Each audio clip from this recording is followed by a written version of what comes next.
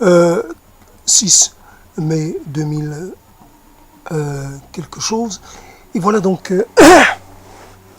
j'aimerais traiter de cette thématique de la société de contrôle. C'est quelque chose de fort, société de contrôle. C'est un terme ou c'est un titre qui renvoie à, si je me rappelle bien, peut-être à une publication anarchiste ou situationniste, ou je ne sais plus. Mais en tout cas, c'est un titre qui existe déjà, la société de contrôle total.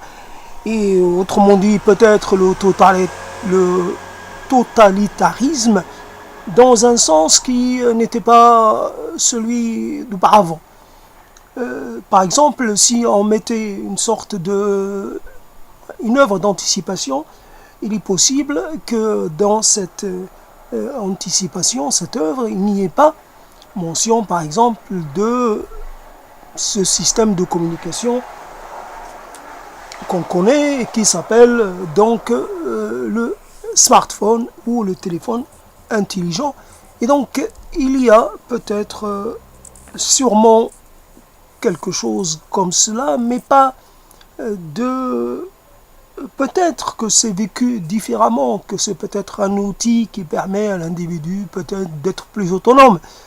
Mais on peut le voir ainsi, de cette façon, mais il a aussi un versant autrement plus inquiétant et beaucoup plus préoccupant, si je puis dire, donc qui se permettre d'observer l'individu en permanence, de connaître ses faits et gestes. Donc cette proposition, cette thématique de la société de contrôle, j'y pense depuis quelques heures, j'y pensais en préparant à manger, etc. Donc ça a baigné un peu dans ma tête pendant, je ne sais pas, 2-3 heures. Et quelques idées sont venues, mais je ne sais pas si je vais me les rappeler. En tout cas, c'est parti de ce besoin de s'ouvrir sur le réel et de sortir un peu de ma focalisation sur la mort et les thèmes qui lui sont afférents. Et donc je m'implique un peu, ou j'essaie de donner une opinion comme ça par rapport à ce que j'ai vu et entendu tout à l'heure suite à l'intervention de la police municipale qui est venue pour rechercher quelqu'un pour lui parler d'une possible d'une commission d'infraction en relation avec le dépôt, j'allais dire, d'ordures ménagères, un dépôt qui serait plus ou moins sauvage dans le sens où il n'est pas il est dans une sorte d'infractionnalité. Il rentre dans le domaine de ce qu'on peut considérer comme une infraction. Peut-être mineure, peut-être médium, je n'en sais rien. Imaginons que quelqu'un, par exemple, la personne est allée à la rencontre de ces gens qui étaient assez gênés quand même d'expliquer la chose. Est-ce le début de cette police? Est-ce que cette police existe depuis un moment? Ou est-ce qu'elle existe depuis, on va dire, 1 an et demi, 2 ans? Ou est-ce qu'elle existe depuis moins? Et donc finalement, elle est en rodage. Donc il y avait de la part de l'agent qui tenait une tablette et qui tenait aussi un registre, je ne sais pas ce que c'est, donc il y avait la tablette, donc la technologie qui pouvait, je ne sais pas, qu'est-ce qu'il pouvait mettre dedans, et puis il reste aussi l'élément traditionnel, le papier, peut-être pour obtenir pour justement passer quelque chose. Le papier, c'est concret. Donc pour avertir quelqu'un, pour lui signifier quelque chose, il vaut mieux que ça passe par le papier, encore jusqu'à maintenant. Et donc le papier qui doit être couronné par un assentiment symbolisé par un consentement symbolisé par une signature. Donc finalement, voilà le topo un peu, quelqu'un qui se retrouve comme ça appelé sans y avoir été jamais préparé, qui se retrouvent comme ça en confrontation, comme un jour, moi, je me suis retrouvé, j'ai entendu quelque chose, je ne suis pas allé à la rencontre de la police municipale, je ne peux pas dire que j'aime la police et que je suis comme quelque part, que je ne peux même pas dire que je la considère comme un mal nécessaire, j'ai une position beaucoup plus ambivalente sur la question. Et donc, en tout cas, personnellement, je suis plus, ou j'ai été plus une victime de la police plutôt qu'un citoyen ordinaire qui peut être à des moments, à certains moments, obligé d'être mis devant ses responsabilités d'une façon ou d'une autre suite à la commission d'une infraction qui peut être bénigne ou grave, peu importe. En tout cas, voilà la police municipale qui débarque sans uniforme et qui, un adulte accompagné d'un jeune assez costaud, je ne sais pas s'il est en rodage, s'il est plutôt en stage, s'il apprend auprès de son aîné, je ne sais pas quelle était sa place dans le dispositif.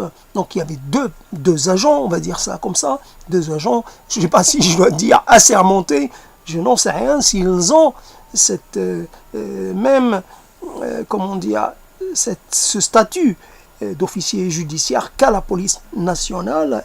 Je ne pense pas, mais en tout cas, je laisse la question ouverte.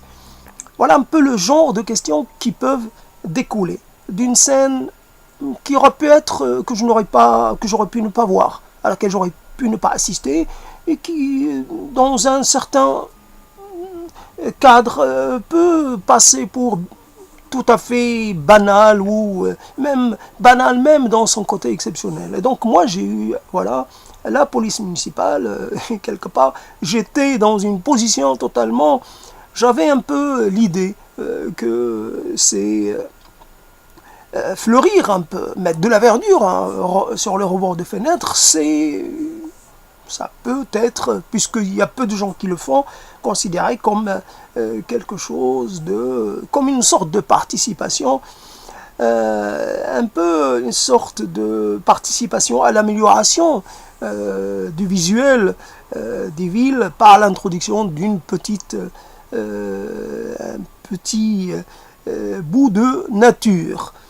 Et donc la police était là pour me signifier que je pouvais être en infraction et que si j'avais peut-être des pots qui pouvaient chuter et donc qu'on peut considérer comme dangereux et donc qu'il faut enlever.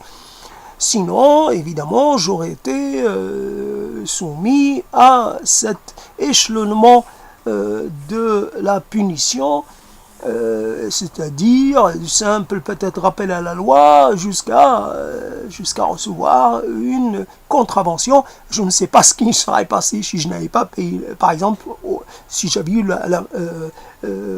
une contravention, si je ne l'avais pas payé, je ne sais pas si j'aurais pas été traîné devant un tribunal.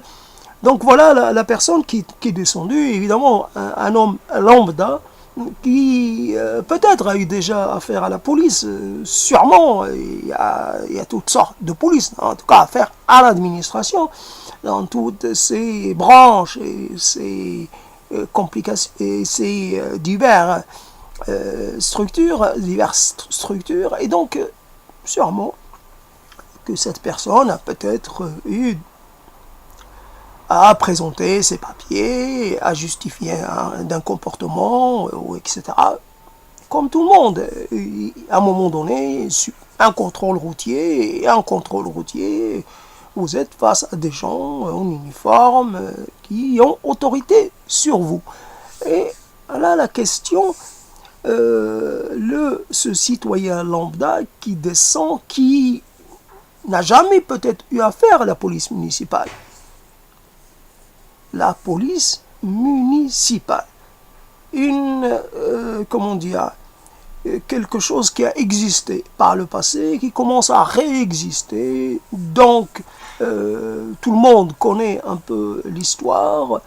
récentes des polices municipales, un peu comme chaque, on va dire, chaque maire veut avoir, je ne sais pas, sa zone industrielle ou sa médiathèque ou sa maternité, j'en sais rien. On peut dire chaque maire veut aussi avoir sa police municipale et évidemment le prétexte est tout fourni, c'est l'État, le ministère de l'Intérieur nous fournit pas, ne répond pas à nos demandes en effectif. Nous sommes en carence d'effectifs et donc nous devons prendre une responsabilité. Évidemment, nous avons tant de policiers nationaux, mais il nous en faudrait beaucoup plus pour établir une sorte de tranquillité dans la cité. Et donc là, la police municipale, là aussi, évidemment, au départ, c'était des choses comme cela. Donc, presque, après, des gens non armés, non rien. Puis après, petit à petit, donc, les moyens d'autodéfense, les bombes lacrymo, etc. Et puis, dans certaines cités, la police a eu le droit d'être armée, évidemment, avec des armes létales, pas avec des armes comment dire, de dissuasion, mais des armes qui peuvent tuer. Donc là, on voit un peu le basculement, ce qui était le domaine des compétences de la police nationale. Et donc, j'avais entendu à un moment donné une émission qui parlait de la police municipale comme quelque chose ayant existé par le passé, peut-être dans les années 30, peut-être même avant, et qui jouait un rôle. Donc peut-être qu'il y avait une police nationale, mais la majeure partie du maintien de l'ordre était peut-être dans les villes, était du ressort des polices municipales. Donc, le citoyen qui se retrouve, évidemment, il n'a pas, lui, il est là, il est surpris, d'abord il est en situation de faiblesse, puisqu'il est surpris, et puis il n'a pas l'habitude, il n'a pas l'expérience, il n'a pas, comment dire, la faculté de saisir la situation, de pouvoir s'y adapter. C'est sa première fois. Donc voilà le problème, la première fois qu'il a affaire à cette nouvelle, entre guillemets, police. Et donc ça a duré un moment, donc j'ai entendu dire qu'il va recevoir un peu le verdict, qu'il va devoir attendre de 6 à 8 mois pour pour savoir s'il va recevoir un simple rappel à la loi ou peut-être une contravention. Évidemment, là, j'ai entendu 3 infractions. 1, 2, 3. 3 infractions, tu ne gagnes pas la Coupe du Monde, mais tu gagnes un sacré coup au ventre. Tu gagnes quelque chose. À ceux qui aiment gagner, voilà, une occasion de dire, je me suis illustré de cette façon. J'ai commis 3 infractions au code de l'urbanisme ou au code de je ne sais quoi.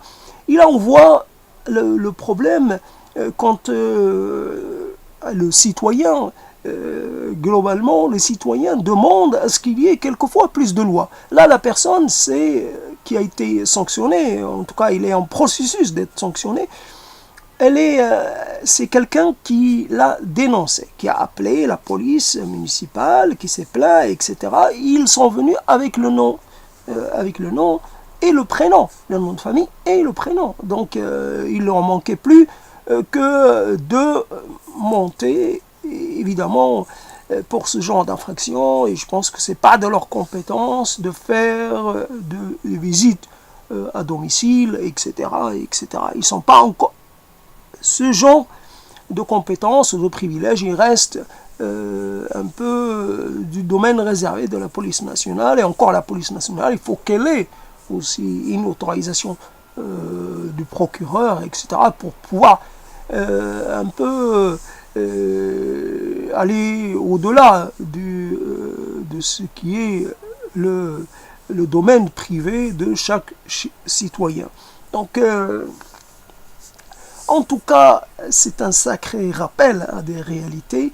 Et moi, je pensais à un moment donné, voilà, c'est quelqu'un, les gens qui ignorent la politique, qui disent la politique ne m'intéresse pas. Les élections municipales, ça ne m'intéresse pas. Les élections d'autres échelons, ça ne m'intéresse pas. Les élections nationales, ça ne m'intéresse pas. Bien sûr que ça t'intéresse. Si toi, tu ne vas pas vers les urnes, c'est le résultat des urnes qui viendra te chercher. C'est quelque chose qu'on va appliquer sur toi. Et ça va être, par exemple, pour rester un peu sur des idées assez claires, même si je ne suis pas tout à fait clair, parce que c'est comme ça. C'est parler comme ça sans s'aider d'un écrit, donc ça, c'est une parole libre, parole un peu foisonnante, mais allons-y. Et donc, je me rappelle, il ne faut pas que j'oublie, je me rappelle de cette histoire de l'ancien maire qui, lui, avait fait beaucoup de démarches, avait organisé une sorte de colloque avec des gens venus de toute la France, dont Alain Boer, le spécialiste en sécurité, etc. etc. Et donc, Alain Boer s'était déplacé à Toulouse et il y avait d'autres gens qui donnaient leur avis sur le fait d'installer quelques unités de vidéosurveillance, quelques unités. Ne parlons pas de dizaines d'unités ou de centaines d'unités, quelques unités. Beaucoup de gens, si on leur présente les choses d'une certaine façon, ça va amener plus de sécurité. Et puis, l'argument suprême qu'on peut toujours ressortir, celui qui n'a fait rien, n'a rien fait, n'a rien à craindre. Le citoyen, quelque part, innocent, lui, n'a rien à craindre de la loi. Nous connaissons tous le nombre d'innocents qui se sont retrouvés embarqués dans des procès sans fin, qui ont été punis et qui sont restés enfermés longtemps. Et puis la notion d'innocence, elle est toute relative, bien entendu. À chaque moment, on peut être en infraction par rapport à un arrêté, pour rester dans le domaine municipal, à un arrêté quelconque. Voilà, par exemple, le chewing-gum, on peut décider que le chewing-gum, comme ça a été fait à Singapour, par exemple, le chewing-gum, celui qui jette un chewing-gum, ben, il reçoit une amende. Peut-être à un moment donné, on pourrait passer à un stade supérieur, soit une amende, puis après il est déclaré citoyen non, ça veut dire citoyen indigne. Il recevra, l'insigne de l'indignité. Et puis, comme ça, comme c'est le cas actuellement en Chine, c'est-à-dire selon le comportement qu'on a, et on est considéré comme un bon citoyen, ou alors on peut déclarer comme un citoyen irrespectueux ou un citoyen un peu hors la loi, et donc la sanction, c'est d'être privé d'un certain nombre de droits élémentaires, celui de se déplacer ou celui d'habiter quelque part, par exemple. Voilà la sanction. Et donc, on voit le glissement facilement, la rue, à un moment donné, la rue. Ça doit devenir plus propre que les espaces privés. La rue doit être propre. Personne n'a le droit de la salir d'aucune façon. Et comme ça, par exemple, vous mâchez un chewing-gum et distraitement, vous balancez, ou vous balancez un petit papier ou un truc comme ça.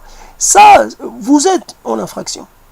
Il suffit qu'une caméra, par exemple, imaginons qu'il y a un système de surveillance basé sur l'identification, et moi, on va dire, tiens là, on va enregistrer celui-là, tel, il correspond, voilà, à son identité, il habite là, il habite à tel endroit, etc., etc. Voilà, on note tout. Comme le fameux dicton qui vole un œuf, vole un bœuf. Voilà, donc on met un citoyen sous surveillance. 3 fois, il a jeté quelque chose, il l'a jeté comme ça, sans la mettre. Pourtant, il n'était pas loin d'une poubelle. Voilà la question. Donc, tout le monde est potentiellement une sorte de délinquant, voire un criminel, voire un asocial. Voilà les termes qu'il faut utiliser, qu'il faut sortir, ressortir dans ce cas-là. Donc le problème, je me rappelle de ces jeunes, il n'y a pas longtemps, il y a peut-être une semaine, qui ont été verbalisés parce qu'ils buvaient. Ceux qui étaient ivres, un certain truc comme ça, ivresse. Et c'est des gens, c'est un arrêté municipal. Voilà, tout simplement, il y a des lieux dans le centre-ville dans lesquels il ne faut pas... c'est une sorte de périmètre qui interdit l'ivresse sur la voie publique. Donc je ne sais pas comment ça s'est passé. En tout cas, une cinquantaine de gens ont été verbalisés, peut-être plus. En tout cas, un chiffre assez important de gens verbalisés. Par exemple, imagine que parmi eux, il y a des gens qui ne sont pas originaires de la ville, qui sont sous l'autorité d'un autre ordre municipal, et peut-être chez eux, c'était beaucoup plus, je sais pas, il avait l'habitude. En tout cas, l'espace public est toujours un peu compliqué. Il appartient à tout le monde, en même temps, on n'a pas le droit d'y faire quelque chose de particulier. On a le droit d'y être pendant un certain moment, tout en restant, c'est-à-dire tout en ne portant pas atteinte à cet espace public, d'aucune façon. Voilà, je me rappelle, oui, il y avait quelqu'un qui avait pissé comme ça, qui était verbalisé parce qu'il pissait. J'imagine donc hors d'une pissoutière. Un endroit où c'était, il n'y a pas de pissoutière. Donc voilà, peut-être, je n'en sais rien, verbaliser, voilà ceux qui recherchent la gloire un peu, d'être ceux qui veulent devenir des rebelles ou qui veulent avoir le diplôme le diplôme S-Rébellion. Pourquoi pas, c'est une occasion, ça a quelque chose, moi je peux me prévaloir de ça, j'ai été, voilà, c'est mon diplôme, c'est mon certificat de rebelle, on a la rébellion qu'on mérite d'une certaine façon. Et donc le problème est là, et c'est toujours un problème très complexe, et il est difficile de l'entreprendre, c'est pour ça que je le fais, et je le fais. C'est pour ça qu'il se présente de cette façon. Il ne peut pas se présenter de façon autre. En tout cas, si c'est moi qui le fais, quelqu'un d'autre peut s'en charger. Il le présentera sûrement mieux que moi, mais c'est pas la question. La question, voilà. Donc, il y a, on va dire, toujours, on se réfère toujours pas à un passé, mais ceux qui n'ont pas beaucoup de passé auront toujours un passé. Et eux aussi, ils vont passer au stade où on dit, il y a eu toujours... les choses se transforment.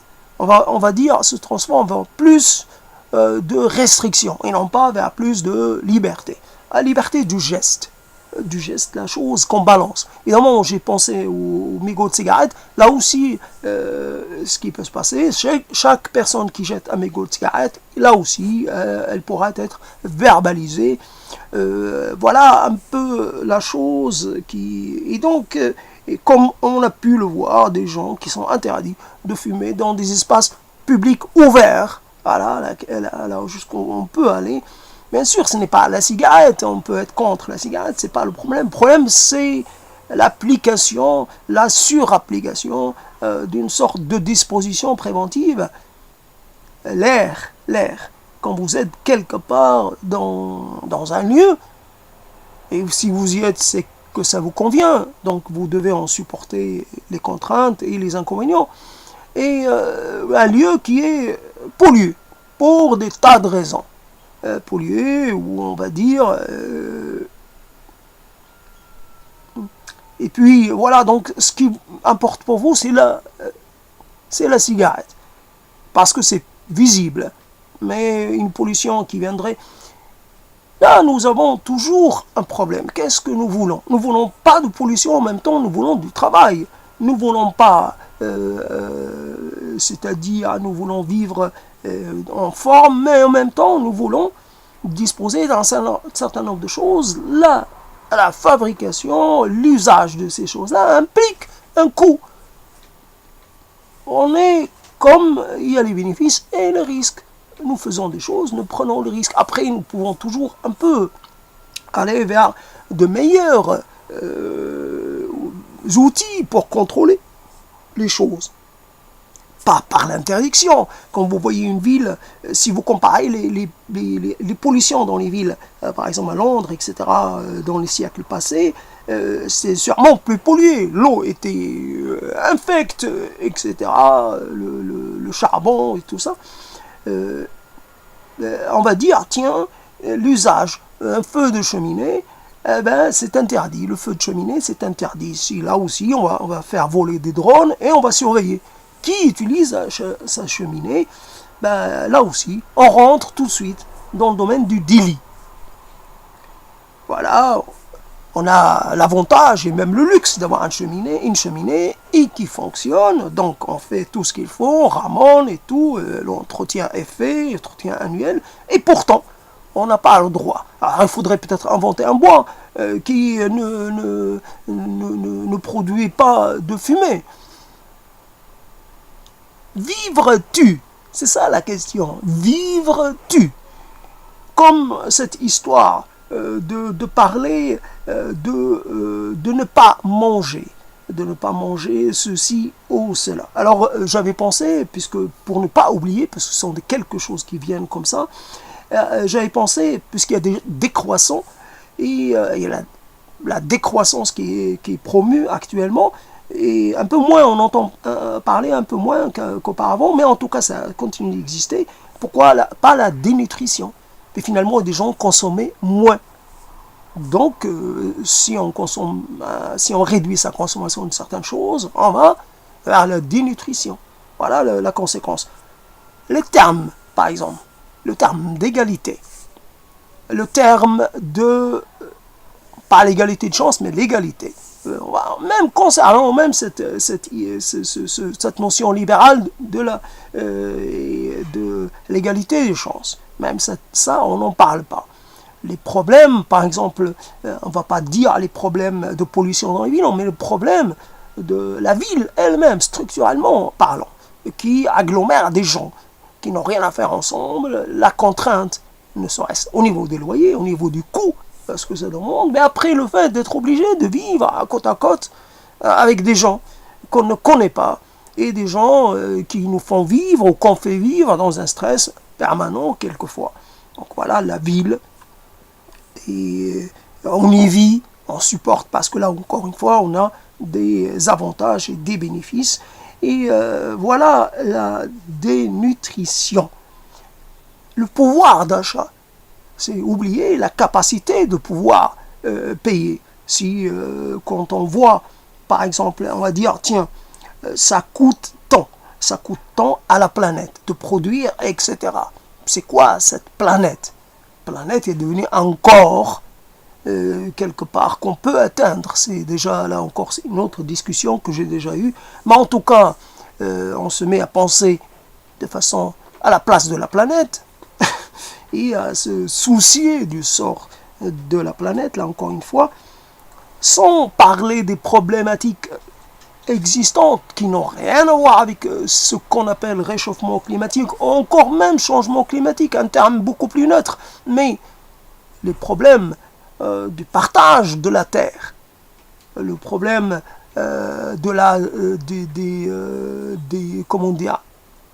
des changements dans le régime des pluies. Ça n'a rien à voir avec ça a toujours existé, des années sans et des années avec. Le problème des fléaux, le problème de toutes sortes.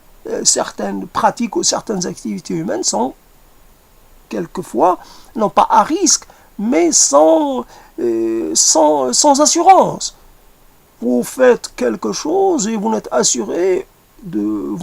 assuré de pouvoir faire un quelconque bénéfice.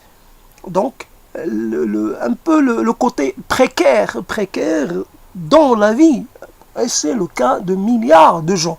Et puis après, il y a les zones de conflit Si par exemple il devait y avoir une mobilisation, c'est pour une mobilisation qui est quelque chose de planétaire, c'est contre les armes. Personne ne se mobilise contre les armes de façon, je vais dire, massive, comme on semble se mobiliser pour ce qui est de la planète, le climat, la planète, ces choses-là. Et jusqu'à ce que, par exemple, dans cette période où un certain nombre de gens manquent d'arguments, voilà, l'écocide. Un certain amont avance l'idée. L'écocide, voilà, il y a eu le génocide, maintenant on passe à l'écocide, et alors à ce moment-là, un tribunal international qui jugerait. Donc encore une loi, une sorte de juridiction internationale, hors sol, comme l'est la Cour pénale internationale, qui juge les faibles, mais qui ne s'attaque pas du tout au fort. Voyez mon regard, suivez mon regard. Et donc finalement, le problème écocide. À ce moment-là, on va décider, voilà, tiens, écocide. Et voilà, c'est une invention, on va dire, quelqu'un qui n'a pas d'idée. Il ne s'attaque plus aux problématiques sociales, il ne s'attaque plus au problème partage des richesses, il ne s'attaque plus comment dire, problématiques de toujours, qui ont été les problématiques les plus importantes. Comment répartir, par exemple, la richesse de façon la plus égalitaire possible, par exemple. Comment essayer de faire en sorte que les gens ne souffrent pas au travail. Là encore une fois, que le travail soit plutôt une sorte de... non, j'exagère un peu, une sorte de réjouissance, une sorte de participation à une œuvre collective, et non pas quelque chose d'imposé. Ils n'ont pas une contrainte jusqu'à plus soif. Non, c'est un système comme cela. Inventons un autre modèle social. Alors, maintenant, c'est inventons un nouveau modèle environnemental. Et voilà, donc, encore une série de lois qui va venir s'ajouter aux lois préexistantes ou existantes déjà. Et ces lois-là, donc, quelqu'un, il va, sans le savoir, va se retrouver en train de commettre un délit environnemental parce qu'il aura cueilli une fleur. Voilà. Donc, chaque acte qui était un acte, et quelque part fait dans une sorte d'irréflexion, fait de façon spontanée. Vous voyez une fleur, elle vous plaît, vous la ramassez. Non, vous la ramassez pas. C'est peut-être la dernière de son espèce, mais c'est quoi cette histoire? Vous la ramassez pas et vous marchez même pas dessus. Vous marchez sur les sentiers. Voilà la question. Voilà. Donc quelqu'un peut très bien décider un procès verbal parce que vous avez ramassé une fleur, parce que vous avez fait un petit bouquet de fleurs des champs. Il faudrait là aussi, par exemple, je ne sais pas où ça conduit cette histoire. Donc, je parle de contrôle total parce que il semble y avoir la naissance ou l'émergence d'une morale. Et cette morale est dans la contrainte et non pas dans le choix. Là, je vous dis, c'est cet espace-là, et cette espèce-là est, comment dire, elle est en danger. Elle est en danger si une espèce est en danger. Voilà, on va dire une espèce est en danger. On va prendre cette hypothèse-là. Si elle est en danger actuellement, et elle le sera peut-être demain. Les espèces, comme on est en train de creuser partout, sur toute la planète, on trouve des vestiges. Est-ce qu'on va dire, tiens, non, l'extinction fait partie de la loi de la vie, fait partie des choses tout à fait normales. Qu'une personne humaine soit à l'origine d'une extinction d'une espèce, peu importe. Il est un agent d'extinction, qu'on peut l'être un mouton, qu'on peut l'être une marmotte, qu'on peut l'être n'importe qui, un ours, peu importe. Il y a toujours. C'est comme cela que les choses se passent. Si une espèce particulière n'a pas la capacité de se protéger par elle-même, elle disparaît. C'est normal, et puis elle disparaît, et puis une autre espèce prend sa place, et puis... la majeure partie des espèces actuelles vont peut-être ne plus exister dans quelques temps, et puis qu'est-ce que ça peut nous faire? Donc voilà, la morale, c'est une morale contraignante, fermée, plus. Donc voilà les donneurs de leçons, les moralisateurs. Et voilà, je me rappelle cette loi qui interdisait soit le blasphème, pas le blasphème, mais les gros mots. En Hollande, à un moment donné, on pouvait être puni parce qu'on a dit un gros mot. Si on appliquait ça aux Américains ou aux Anglais, ouf, on partirait avec des tonnes et des tonnes de contraventions. Non, oui, le blasphème pouvait être puni, d'ailleurs c'est encore le cas, et peut être puni de mort. Et puis on ne va plus blasphémer par rapport à une divinité quelconque, mais on va blasphémer par rapport à la nature. On va dire, j'ai manqué de respect à la nature. Comme je blasphème quand je dis que je ne suis pas favorable ou que je ne me sens pas totalement concerné par cette idée ou par cette idéologie des climatophiles ou je sais pas quoi, des réchauffophiles, de ceux qui y pensent et qui disent, dans la même phrase, ils parlent de changement climatique et dans la même phrase, ils parlent de changement climatique. Réchauffement, changement. Comment dire, ce sont des termes équivalents. Or, ils ne le sont point. Ils ne le sont point. Un changement, à moins, on peut dire, quand on perçoit quelques éléments d'un changement, un changement, il est perpétuel, il est permanent. Il peut s'accélérer comme il peut, quelque part, se passer de façon lente. Mais il est là. Dès que j'ai ouvert les yeux, j'ai vu une cuesta. Pour moi, la cuesta, c'est la mer. C'est l'océan qui l'a construite, c'est l'océan qui est en train de la dévorer. À un moment, il y a eu un quartier qui s'appelait Scala. Le Scala de sa fille. Le Scala de sa fille a disparu. Voilà. C'est comme ça. Ce que la mer donne, la mer reprend, par exemple. Et c'est quelque chose qui a régression, transgression, et puis jusqu'au jour où il n'y aura plus d'océan, ce sera évaporé, ou des choses dans ce genre, et on ne sera plus là. Nous, on ne sera plus là. Peut-être dans 100 ans, on ne sera plus là. Alors pourquoi se préoccuper de quelque chose qui nous dépasse? Nous ne sommes pas inscrits dans la permanence, nous sommes inscrits dans une sorte d'impermanence immédiate. Nous pouvons être défaits du jour au lendemain. Ben, paf, plus rien. Quelque chose, voilà, vous pouvez imaginer un truc, ce qui vous plaît, une maladie contagieuse, une épidémie mondiale, et puis voilà, et pandémie, voilà le mot. Et donc, le problème de la société de contrôle total, c'est qu'elle est comme c'est qu'elle y met de bonnes intentions. Quelqu'un qui parle au nom de la planète, lui, il parle pour son bien à lui, le bien de sa... Je ne sais pas s'il aura des enfants, parce que peut-être il aura renoncé à la descendance pour préserver la planète, les bilans carbone, etc. Toutes ces monstruosités. Et puis après, on va dire, il est là aussi, il te protégera à toi. Ce que moi je promeux, c'est une protection collective. Si je réduis la pollution, comme si on ne devait pas mourir. On va mourir. On a une espérance de vie inscrite dans quelque chose, et puis on va mourir.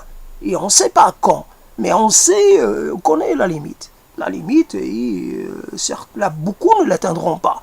Et tant mieux, parce que ça peut être quelquefois vécu assez péniblement. Donc on va partir d'une manière ou d'une autre, pour une raison ou pour une autre. C'est la moindre des évidences, la plus commune des observations qu'on peut faire. Donc oui, partir en bonne santé. Voilà la question. Je ne sais pas pourquoi faire. Partir en pesant 70 kilos, peut-être que le compost qui s'en suivra sera d'autant plus fourni, ou plus pesant. Il vaut mieux partir, fournir à la terre 70 kilos que 40 kilos, j'en sais rien. Mais, oui, voilà, un peu je peux raconter n'importe quoi parce que ça conduit justement à ce type d'absurdité. Et d'ailleurs, le compost humain, c'est une idée qui existe déjà, c'est quelque chose qui existe déjà, j'ai l'impression. Et voilà donc le problème de l'individu qui ne fait pas de politique. Je signale simplement que la police l'a cité, et que la police l'a cité, donc c'est la police, c'est les agents d'autorité, et les agents qui contrôlent, les contrôleurs, les surveillants, etc. Puis la politique, c'est la manière de gérer la cité. C'est tout à fait lié tout cela, ça forme une sorte de bloc. La cité, elle est gérée par des gens. Et voilà, et donc, et tous les gens, voilà, l'idée que personne n'est censé ignorer la loi. Quand vous avez, par exemple, comme pour ces jeunes et comme pour cette personne dont j'ai parlé, il est évident qu'il y a des lois qu'on ignore. Un arrêté, est-ce qu'on peut appeler ça une loi? Un arrêté municipal, un arrêté du maire, est-ce qu'on peut appeler ça une loi? Je n'en sais rien. En tout cas, il y a des arrêtés qui font, comment dire, qui font office de loi. C'est une loi, dans les faits. Et puis, dans cette jungle de dispositifs judiciaires ou juridiques de toutes sortes, de cet empilement de choses qui peuvent dater de je ne sais quel, peut-être même au-delà de Napoléon, donc quelque chose qui existe depuis longtemps, des survivances, puis des dispositifs plus ou moins contemporains. Et tout cela, on va dire par exemple si le maire il peut dire, un maire peut décider que lui, dans sa cité, il laisse aux citoyens la possibilité de faire comme ils veulent. Comme ils veulent. Et une sorte de communalisme municipal, une sorte d'anarchie municipale, une sorte l'anarchie, ça ne veut pas dire qu'il n'y a pas de loi, qu'il n'y a pas de code. Il y a toujours, l'être humain ne peut pas vivre sans fabriquer des lois et des codes et de la contrainte. Souvent, on accepte les contraintes parce qu'elles nous garantissent une certaine, comment dire, une certaine dose de tranquillité. Comme par exemple celui qui, cette habitude qui consistait à offrir à certaines divinités de façon saisonnière des sacrifices.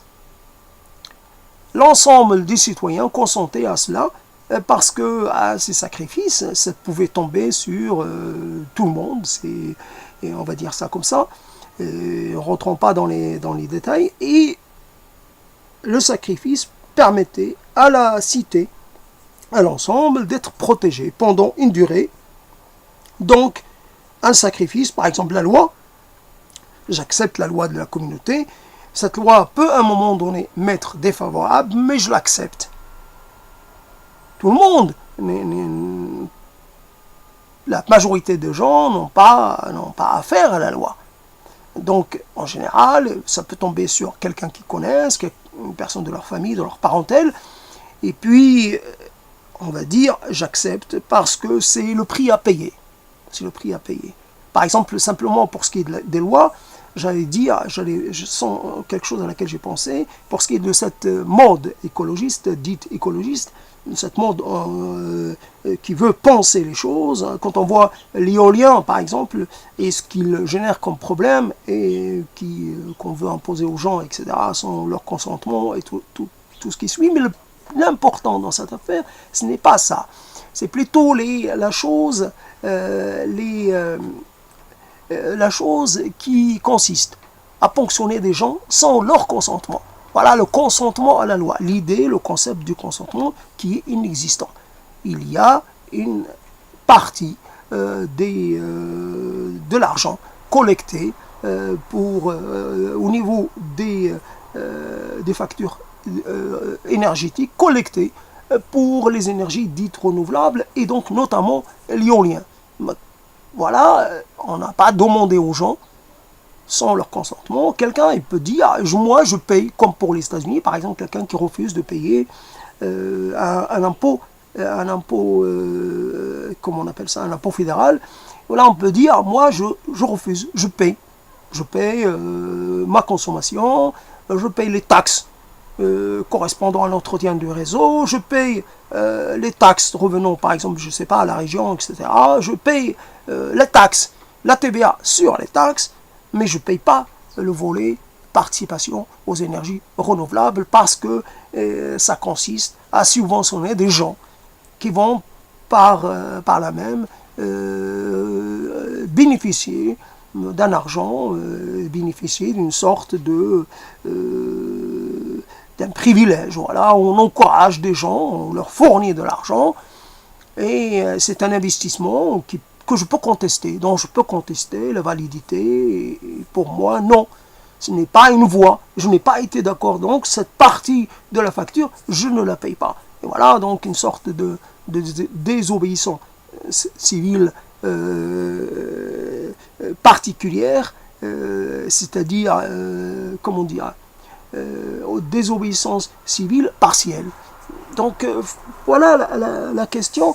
Et donc la loi, personne n'est censé ignorer la loi, il est évident, mais il y a des lois qu'on ignore, parce que, je ne sais pas, les dispositifs de telle ou telle loi,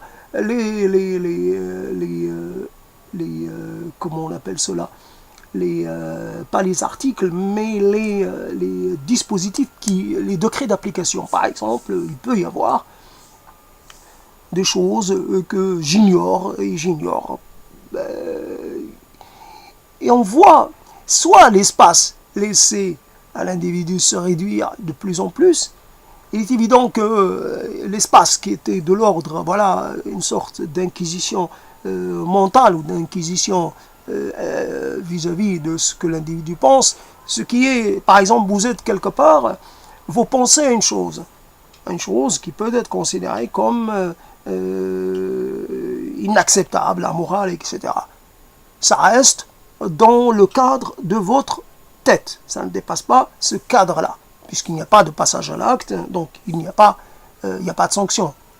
Et la communauté ignore cette chose-là, puisqu'elle reste à l'intérieur de vous-même. Et puis, si à l'occasion, je ne sais pas, de cette chose qui est l'Internet, qui est là une extension du domaine à soi, et vous faites une recherche, puis finalement, vous avez rapport avec des images, vous n'avez pas un rapport avec des gens. Vous êtes face à une image, et l'action, vous ne la faites pas. Mais parce que, d'une certaine façon, vous avez consulté quelque chose qui est réprouvé, ça dépend du moment, il y a des choses qui peuvent être réprouvées actuellement et qui peut-être le seront plus demain, ou elles le seront avec d'autres choses qui sont tolérées aujourd'hui, etc. On ne sait jamais comment ça va évoluer, comme on dit, puisque l'évolution est considérée comme quelque chose de positif, ça va vers une sorte d'amélioration et de mieux-être, du sauvage, un peu, un peu bête, du sauvage un peu inintelligent, jusqu'à l'être humain parfait. Je ne sais pas qui est celui qui est à l'image de Dieu, mais en tout cas, je ne sais rien. À l'image de Dieu, est-ce que c'est nous, est-ce que c'est des humains qui ont été là avant nous, des espèces, des primates, je ne sais pas quoi. Donc, à l'image de Dieu, c'est, voilà, on va dire, la question reste posée. Donc, finalement, la chose qui est comme ça, et puis vous faites quelque chose, quand vous alliez à la confesse, et vous disiez des choses qui peuvent être assez particulières. Évidemment, normalement, il y a le secret de la confession, donc vous êtes une sorte en confiance, et vous dites, j'ai une pensée impure. Voilà, pensée impure, vous n'allez pas être brûlé, vous n'allez pas être mis sur le bûcher, parce que vous avez une pensée impure. Il y a eu l'Inquisition se chargeait d'autre chose, donc plutôt que le domaine de la pensée. Et de la pensée, j'allais dire, intime. Elle pouvait se charger des opposants, elle pouvait charger de gens qu'elle identifiait comme des sortes de concurrents, etc. Les magiciennes, les sorcières, tout ce qu'on veut là. Mais par contre, pour ce qui est du domaine intime, le plus intime possible, vous aviez à faire une sorte de contrition. Vous devez, je sais pas, dire un certain nombre de fois notre Père, etc. Vous devez expier de cette façon-là, et puis bon, c'est bon. Et je ne sais pas si c'était bon, en tout cas, puisqu'il y a eu, peut-être qu'il y a plusieurs échelons, qu'il faut passer par quelque chose de plus pour obtenir un peu, l'absolution. Mais en tout cas, il y avait la confession, et puis voilà le secret de la confession qui reste encore valable. Et là, avec l'Internet, vous n'avez pas le secret de la confession. Il faut être puni par quelque chose que vous aviez mis en place, mais qui ne correspond à rien dans la réalité. La réalité, elle se déroule d'une certaine façon autrement. La réalité, elle est quand même assez détachée de ce qui peut se passer dans l'Internet. Mais le volet, voilà, donc le volet contrôle, je ne sais pas ce que les sociétés qui contrôlent, les États, les organisations, qu'est-ce qu'ils veulent faire de ce contrôle. Je ne sais pas comment dire. On va vers des cités et des rues aseptisées, on va vers des esprits aseptisés, le plus aseptisé possible. Plus rien. Quand on découvre des choses énormes, des sortes de choses que font les puissants, justement, les puissants qui sont souvent, quelquefois, à l'abri de la loi, comment dire, la loi c'est moi qui l'a fait, ou quelque chose, il y a dans cette chose qui dit, il y a des gens plus égaux que les autres. Toujours des gens qui sont capables de contourner les lois, en tout cas un certain nombre de lois, un certain nombre de codes pour pouvoir s'en sortir.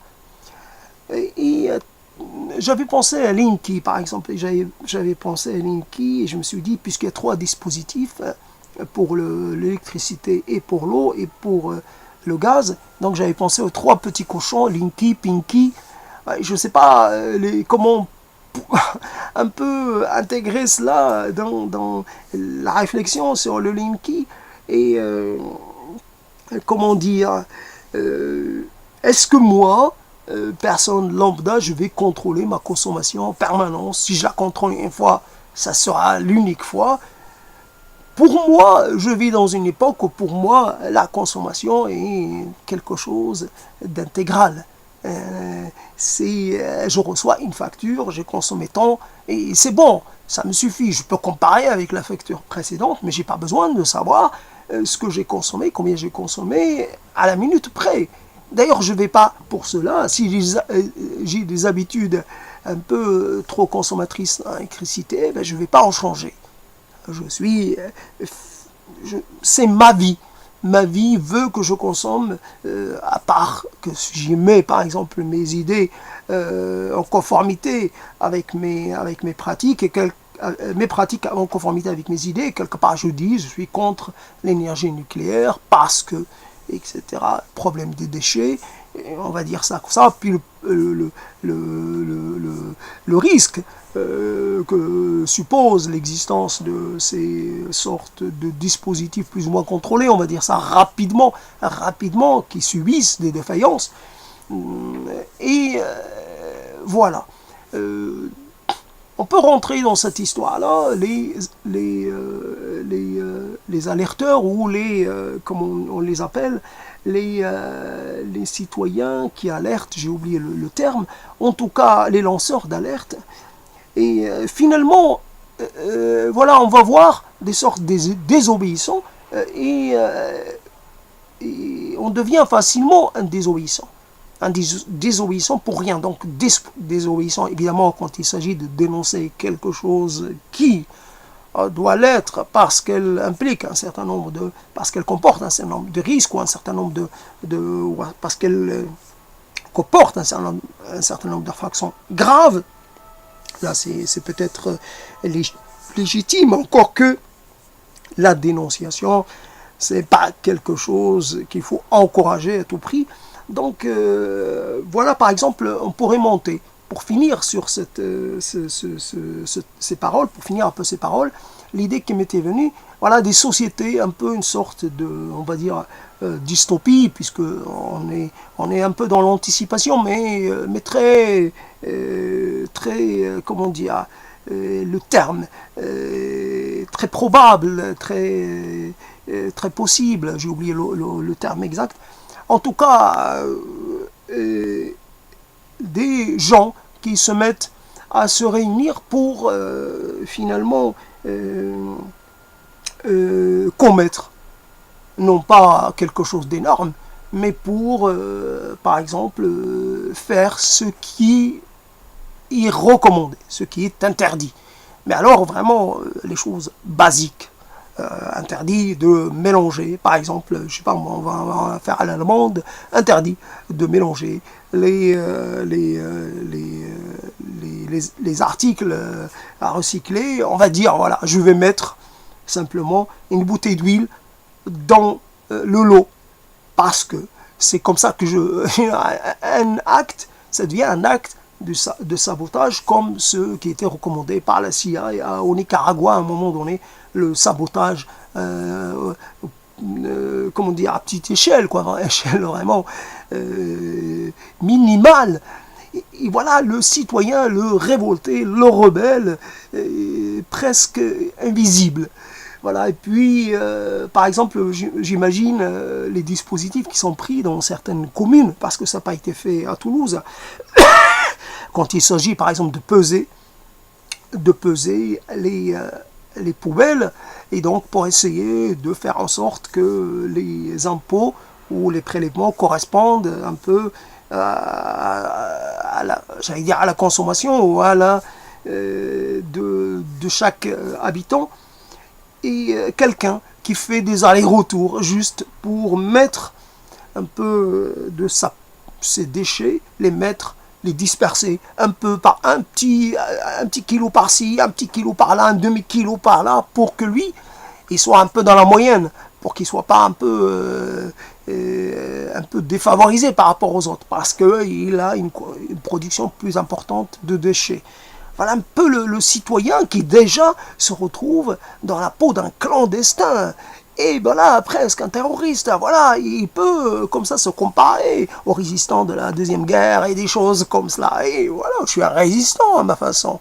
Et voilà la résistance de notre temps, ce qui nous reste. Voilà, comme les gens qui voulaient mettre une sorte de truc qui les camoufle aux yeux aux yeux des caméras de surveillance. Voilà la question. Je parlais de la caméra de surveillance, je l'ai déjà mentionné quelque part, mais il y avait un glissement sémantique vraiment évidemment très signifiant.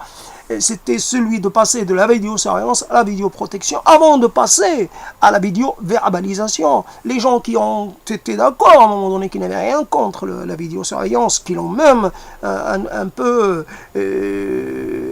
j'allais dire, anobli, qui l'ont un peu rendu plus moins carcéral, avec un vocabulaire moins qui fait moins peur. Vidéoprotection, qui n'aime pas être protégé? Dieu protège-nous, protège-nous. Et voilà, et plus on est vieux, plus on a envie d'être protégé, n'est-ce pas? Et voilà donc quelque part l'idée. J'imagine l'ancien maire, comment il doit penser les choses. Lui qui tergiversait pour savoir s'il allait en mettre 4 ou 6. Maintenant, il y en a plus de 200. Et ces 200 et quelques se sont transformés en agents de verbalisation. Ils peuvent verbaliser de loin. Vous avez été verbalisé. Avant, vous aviez quand même un papier et vous saviez. C'est pas quelque chose qui vous arrivait comme ça dans votre boîte aux lettres. Vous ouvrez, bref. Puis même, maintenant, ça peut être, je sais pas, peut-être même plus par la poste, directement par courrier électronique. Donc, voilà la chose. Donc, de loin, on contrôle, on verbalise, puis c'est réglé. La chasse à la voiture. Voilà une chose comme ça. Par exemple, la chasse à la voiture. Voilà le citoyen qui, parce il part d'un bon sentiment. Moins de voitures égale moins de pollution. Ces voitures-là ne disparaissent pas. Ils vont un peu plus loin. La pollution continue parce qu'on en a besoin de cette pollution. faut pas continuer de raconter n'importe quoi. Si par exemple on se met au véhicule électrique, l'électricité, elle doit venir de quelque part. Donc c'est peut-être pas polluant à court terme, mais c'est potentiellement plus grave et plus dangereux. Les résidus qui pourraient comment dire, résulter d'une explosion d'un réacteur nucléaire ou de plusieurs réacteurs, pas seulement Golfech, peut-être d'autres, Fessenheim, peu importe, et des choses comme ça. Et puis qu'est-ce qu'on va en faire? Des régions condamnées pour des centaines d'années. C'est plus une pollution comme ça qui va nous causer quelques ennuis de santé. Hein. C'est des territoires qui sont laissés libres pour ceux qui sont prêts pour, comment dire, pro-nature à un point pas possible. Ils diront c'est très bien, comme ça la nature pourra un peu se régénérer, pourra vivre sans le voisinage de l'homme, sans le mal qu'est l'homme. Le mal, évidemment, l'homme c'est le mal.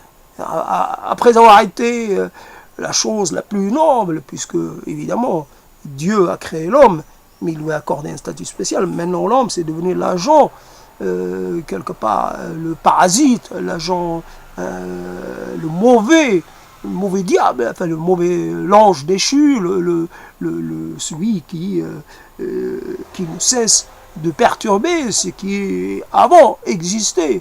Quand vous voyez, par exemple, si vous assistez à cela, quand vous voyez n'importe quel parasite, la lamproie par exemple, qu'est-ce que vous, l'être humain à côté de cela, il n'y a rien de pire qu'une lamproie. Et puis, vous pouvez voir aussi, moi je l'ai vu de visu, donc des guêpes, micro-guêpes ou peu importe, qui parasitent des insectes, comme cela. Et puis, vous voyez comme ça, le parasitage, si on peut l'appeler ainsi. Et voilà, il y a sûrement la mort lente, comme cela. Et l'insecte qui reste vivant jusqu'à la fin, qui est bouffé de l'intérieur à petits fragments. Plein de choses. La nature n'est pas gentille. La nature n'est pas... quelque part, elle n'est ni bonne ni méchante. La nature, c'est un combat permanent. C'est à qui mange l'autre d'une certaine façon, simplifiant au maximum. Mais voilà, on va dire, ceux qui sont pour la nature, ils vont dire, tiens, des départements, des régions françaises entières, maintenant sont laissés libres. Un peu, on va voir. On va pas dire que c'est des laboratoires, mais c'est tout comme, voilà, les arbres vont pousser, évidemment, comme, etc. La faune va pouvoir s'épanouir, etc., etc. Et sans contrainte, comment dire, sans être confinée dans des parcs ou dans des lieux spéciaux. Là, elle aura la possibilité de s'étaler. Voilà un peu j'avais parlé tout à l'heure du maire, et donc je disais, pour finir, je disais le maire, cette histoire des Linky, des Pinky, etc., à un moment donné, je ne sais pas quelle est l'histoire. Est-ce que les cochons sont vraiment des gentils ou des méchants? Est-ce que le fait, je ne sais pas, c'est nous qui sommes les Pinky finalement, qui devons nous protéger. À un moment donné, on établit, on se protège, on peut inverser la question des trois petits cochons, et finalement un peu se protéger de ce Linky et de ses frères. Et puis, il faudrait peut-être augmenter la protection, passer des maisons de paille à quelque chose, à quelque chose de plus costaud, pour justement, peut-être pour une question de symbole, avant que ce soit une question de santé tout court, et question de symbole. Moins de contrôle et plus de liberté, plus d'aléatoire, et plus de merde, et plus d'anarchie, pour qu'on puisse un peu, j'allais dire, s'auto-réguler, je ne sais pas comment dire, encore cette histoire, le fait, et donc les maires, voilà, pour finir sur les maires, ils peuvent s'appuyer. Si par exemple un maire décide qu'il va agir de telle façon, il peut être un peu hors la loi parce qu'il y a des codes qui doivent être respectés par toutes les collectivités. qui sont supérieurs aux dispositifs que peuvent mettre en place les collectivités. Il y a un code, voilà, une loi, etc. Il y a les lois, et les lois sont évidemment présentées sous forme de code. Alors, code ci, code de ci, de là, et puis, voilà, la personne va devoir quand même faire respecter la loi qui doit être appliquée sur tout le territoire, j'allais dire national, ou présenté comme ça. Il y a beaucoup de choses à dire. Donc la société de contrôle, et à côté, il ne faut pas oublier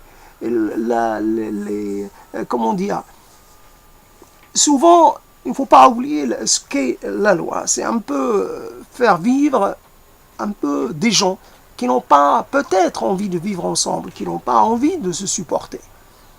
Un peu faire en sorte que les conflits ne débouchent pas sur quelque chose de grave et d'incontrôlé. La loi, d'ailleurs, on voit que la loi, elle a un impact plus psychologique, dissuasif que pratique. Dans les faits, les forces de police ne sont pas énormes. Elles sont, par exemple, leur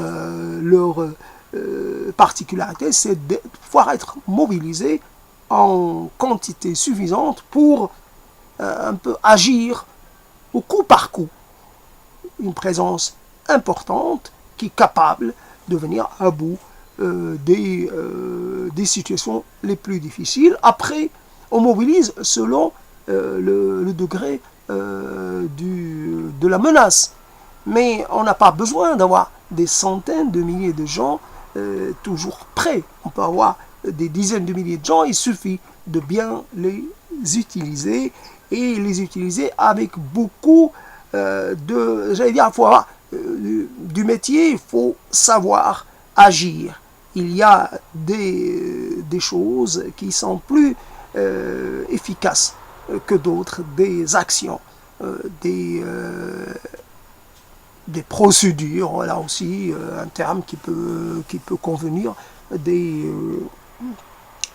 et puis finalement, la loi, voilà, donc les individus, souvent, le lien social qui pouvait à un moment donné agir, lui aussi fournir du contrôle social, le lien social est déficient, les autorités symboliques, j'allais dire, qui étaient efficaces à un moment donné n'existent plus. On ne voit pas, par exemple, la présence d'un prêtre, des hommes d'église, par exemple, ils ne sont plus agissant.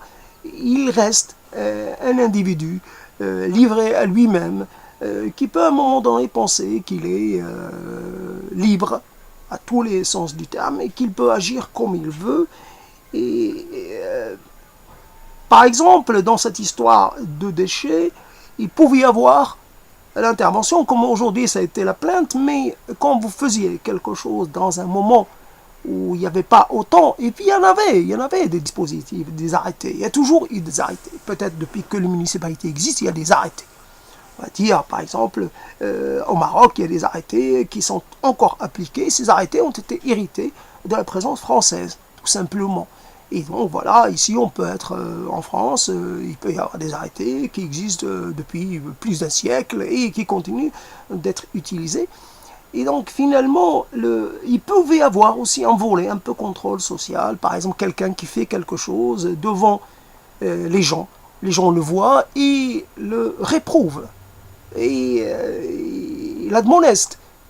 Il y avait ce pouvoir d'admonestation des gens du lieu, qui vous connaissent, non, vous faites ça, c'est pas bien, et puis ça pouvait être assez efficace. Ne parlons pas de l'époque où tout le monde jetait de tout dans la rue. Donc là, une époque, je ne sais pas comment il faut en parler, l'époque où tous les détritus étaient jetés dehors, même les plus odorisants. Donc quelque part, il pouvait y avoir là aussi. Alors, c'est par la parole, finalement. je le fais tout seul, c'est par la parole, et c'est pour l'interrogation, et c'est pour la contextualisation qu'on arrive un peu à sortir de certains petits blocages. À un moment donné, on se dit, c'est quoi la loi, c'est quoi cette histoire, ça va où cette chose-là. Il ne faut pas oublier, voilà, donc chaque fois il y avait du contrôle social, et que ça pouvait être, le contrôle peut démarrer au sein des petites structures, comme après aller se continuer dans les structures moyennes, et puis après peut-être dans les structures beaucoup plus grandes, donc les structures familiales, le village, etc., la cité, et au-delà. Donc le contrôle, il n'y a pas de société humaine sans contrôle et sans loi et sans limite et sans restriction de liberté et sans interdit, etc., etc. Alors, on va dire que les interdits d'aujourd'hui sont un peu ceux qui ont remplacé les interdits d'hier, qu'on vous interdit de faire cela. C'est juste, on vous interdit de jeter un mégot de cigarette comme ça dans la rue. Bon, on sait très bien que ça ne va pas causer un incendie, mais il ne faut pas le faire. Voilà. Donc, c'est toujours la question donc de l'usage de la loi et du besoin de la loi. Et il est vrai que, je ne sais pas si j'y pensais tout à l'heure au château de Kafka, je ne sais pas si je l'ai lu, j'ai commencé à le lire, j'en sais rien. En tout cas, pour parler franchement, le château de Kafka, je m'en rappelle beaucoup plus à travers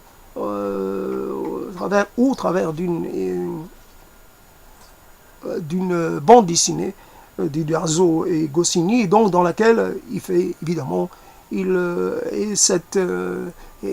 fait référence, il s'inspire directement de châteaux, j'imagine. On ne sait pas totalement sûr, mais en tout cas, cette complexité administrative, cet empilement des lois et des juridictions, etc. Nous sommes là aussi sous la juridiction, on peut être sous la juridiction municipale, on passe à la juridiction peut-être régionale, nationale, continentale, et puis planétaire.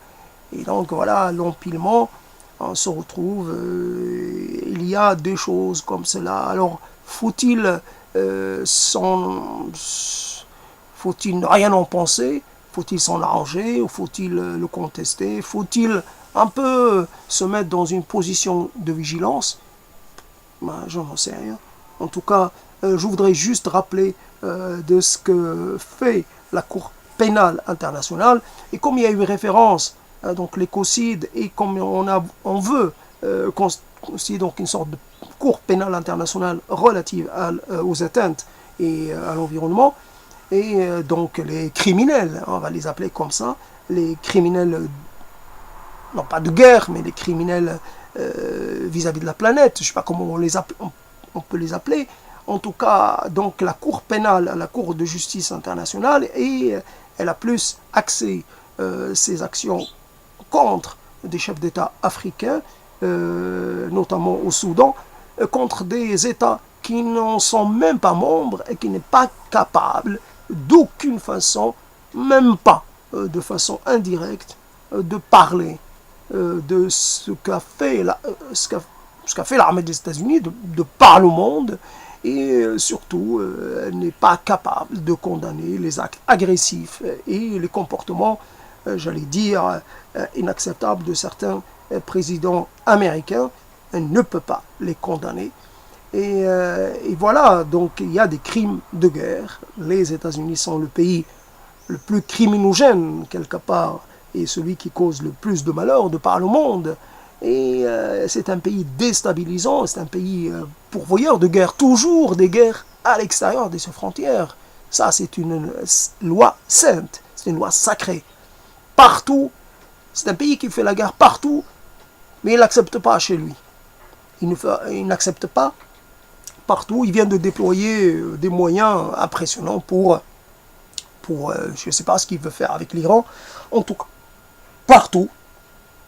Je ne peux pas dire qu'on va quelque part, on attend l'éclipse des Américains pour voir peut-être pour je ne sais pas quoi. Si on doit remplacer les Américains par les Chinois, c'est pas si on gagne ou change. Vu ce qu'ils font chez eux, vu ce qu'ils font aux minorités qui ne veulent pas baisser la tête, courber les chines. Et voilà, ce terme de superpuissance est quelque chose qui, je ne sais pas, il faut attendre, il faut espérer qu'il y ait quelque chose qui naisse. Et voilà, donc je passe de la politique stricto sensu municipale, terre à terre, j'allais dire court-termiste, non, à des, comment dire, à des considérations d'ordre planétaire, comment dire,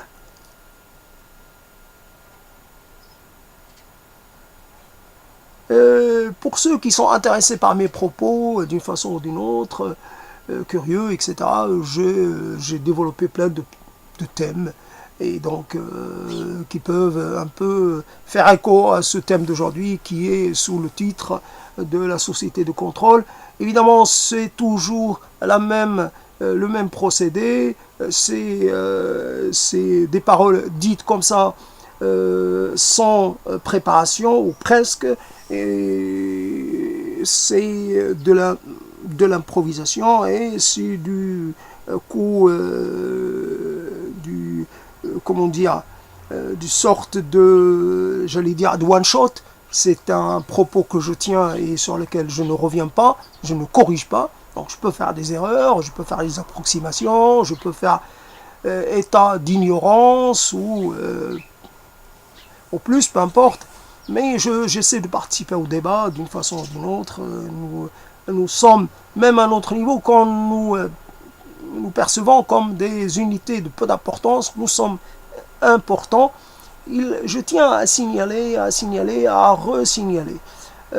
Pour ce qui est de, puisqu'on est dans le municipal, pour ce qui a eu récemment, la municipalité, et c'est la métropole évidemment énorme d'Istanbul, l'ancien Constantinople, et donc ça a été, je ne sais pas combien de millions de gens, 13 millions de gens, 16 millions, je ne sais rien, quelque chose d'assez énorme, et a été perdu par l'AKP pour quelques 30 000 voix ou des choses dans ce genre.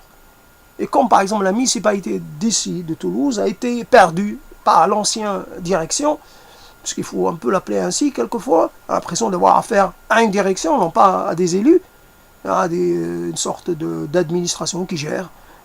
C'est aussi le cas, puisque dans toute municipalité, il y a aussi une administration qui est là, et qui... voilà. Et donc, c'était 3000 et quelques voix, et rappelons aussi bien plus ancien, donc là, l'ancienne majorité avait gagné la municipalité avec 1200 voix, 1206, si mes souvenirs sont bons, 1206 voix. Donc chaque voix est importante et tout le temps, ça l'est et ça le restera. Chaque fois est importante, même les gens qui ne croient pas dans l'exercice d'élection, même ceux qui sont contre la délégation de pouvoir, ceux qui pensent que les élus sont là pour faire carrière, etc., et que d'une certaine façon, etc., c'est pipé, que quoi que les gens disent, quoi que les gens fassent, les jeux sont faits. On peut, bien sûr que cela a une part de vérité, même une grande part de vérité, mais il ne faut pas, qu'est-ce qu'on fait, on attend, on fait rien.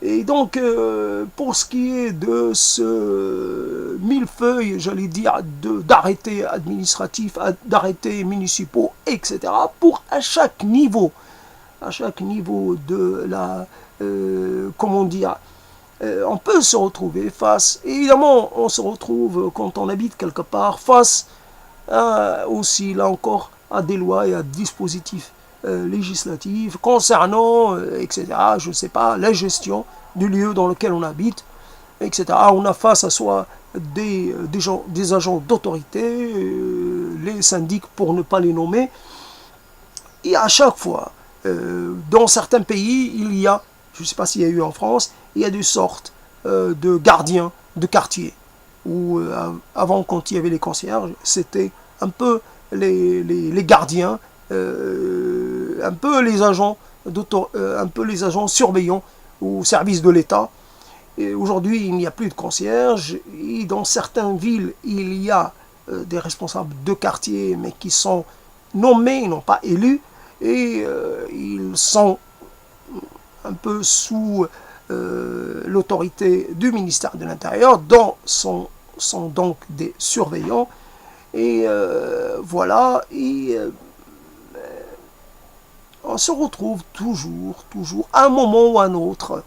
Il suffit, par exemple, je ne sais pas, les gens qui sont contre les grands projets, la politique des grands projets, notamment les lignes de liaison ferroviaire, les LGV, etc. Ceux qui sont contre les TGV et compagnie peuvent très bien, là aussi, des gens qu'à un moment donné peuvent se retrouver, je ne sais pas, je me rappelle cette histoire, voilà, on va détruire ce qu'on a appelé le palais de quelqu'un qui a construit chez lui, dans sa propriété, qui a construit, et qui se retrouve, donc qui a agrandi ce qu'il avait au départ, et qui se retrouve menacé de destruction, parce que ça gêne la vue d'une voisine.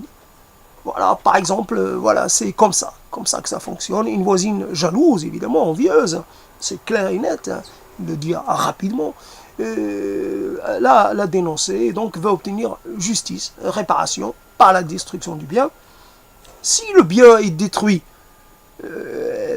normalement on détruit ce qui a été rajouté, mais pas ce qui a existé au départ. Donc il y aura toujours un bâtiment.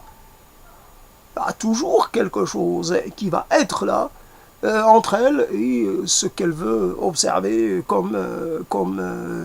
voilà, moi je me rappelle cette histoire-là, de ce qui est de ce cimetière qui faisait face, enfin je voyais le cimetière de la terrasse de la maison familiale, et donc à un moment donné on a commencé à construire sur la terre du cimetière. Le cimetière a été déconsacré, si on peut utiliser ce terme, et puis on a construit sur la terre, et je voyais un arbre, une sorte de sapin, sûrement planté par les Français, en tout cas qui était assez énorme, que je voyais, ça me faisait plaisir. Et puis maintenant, c'est caché par des bâtiments. Qu'est-ce que je peux dire? Je dis rien. Donc, et puis à Toulouse, on a en projet une énorme construction qui va faire de l'ombre à plein de gens. Des gens, la mairie à ce moment-là, elle n'applique pas sa propre, l'État n'applique pas ses propres lois. Quelque chose qui va faire une sorte de verrue dans le paysage. Pourquoi on va construire quelque chose comme ça, qui va rester, parce qu'on ne va pas détruire, justement, parce que ça aura coûté beaucoup d'argent. Donc si on doit construire, il faut indemniser. Donc quelque chose qui va passer, qui risque de passer, parce que le maire veut sa tour de la Défense, veut son œuvre à lui, veut marquer la ville à sa façon à lui. Donc après tout ce qu'il a fait comme acte inacceptable, il rajoute cet acte-là, celui où, comment dire, au détriment de toute concertation et au détriment de tout besoin réel, économique, etc. Les bureaux, ça existe déjà, il y en a énormément, il y a plus que nécessaire. Et puis, pour ce qui est des hôtels, il y en a. Et puis, on peut construire sans... et voilà, il y a quelque chose comme cela. Donc, qu'est-ce qu'on va dire au maire? On va dire, voilà, il va empêcher les gens de voir. Je ne sais pas, vous allez me priver de soleil, je ne sais pas, la mairie a toute puissance.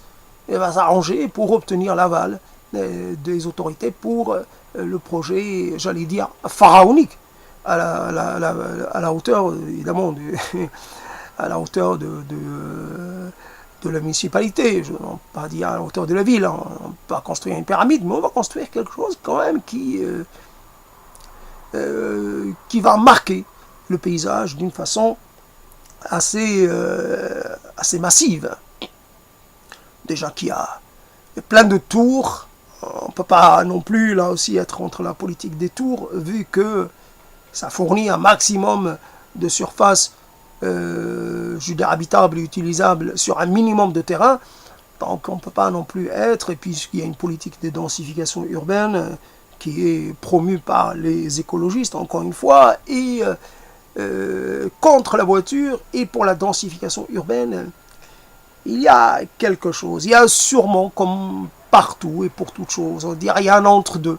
Il y a un équilibre à trouver. Voilà comment je peux conclure. Toujours un équilibre à trouver entre les besoins de liberté et de, j'allais dire, d'aisance et de confort des citoyens, des habitants, et un peu l'ensemble de la collectivité entre l'intérêt particulier, l'intérêt général, et voilà comment je conclue, d'une façon classique, archi classique, mais je ne peux pas faire autrement.